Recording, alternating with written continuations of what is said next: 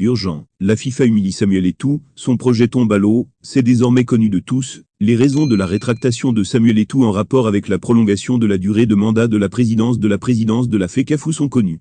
Dans les nouveaux statuts, il était proposé par le comité en charge, une rallonge du mandat présidentiel à 7 ans renouvelable, une fois au lieu des 0,4 années préalables. Il en faudra bien plus, pour l'entrée en vigueur de cette disposition adoptée lors de l'Assemblée générale du 27 août 2022 car cette résolution ne sera pas adoptée. D'après les informations de Sportnet Africa, la FIFA aurait mis son veto au projet de Samuel Eto'o de rallonger son mandat de 4 à 7 ans.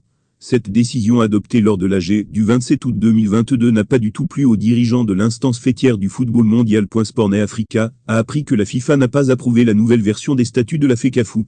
La secrétaire générale de la FIFA Fatma Samoura a écrit au président de la FECAFOOT il y a plusieurs mois, rapporte une voix renseignée. Dans sa correspondance, elle invitait le dirigeant camerounais à convoquer une nouvelle assemblée générale avant la fin du mois de mai 2023.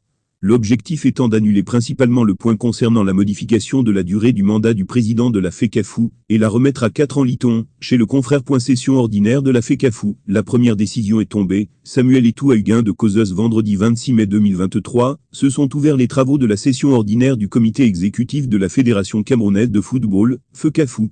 Cette réunion qui s'annonçait palpitante et d'une importance capitale a connu une première décision et pas des moindres points. En effet, à l'issue de la dite session ordinaire du comité exécutif de la FECAFOOT, Blaise Jounan a été confirmé dans ses fonctions de secrétaire général.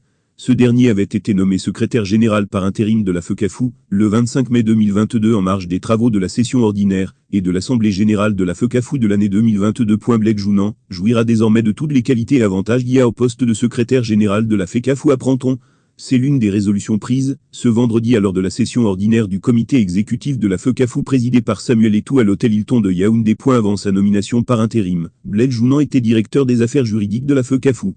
Il a souvent été critiqué pour ses communiqués jugés beaucoup trop hasardeux et bourrés de faux. Cette session ordinaire, il faut le rappeler, précède l'assemblée générale de la FECAFOOT de ce 27 mai 2023. Aussi, il avait été annoncé récemment que Samuel Eto'o, actuel président de la FECAFOOT, envisageait de présenter sa démission lors de cette même assemblée générale. Source: www.camerounweb.com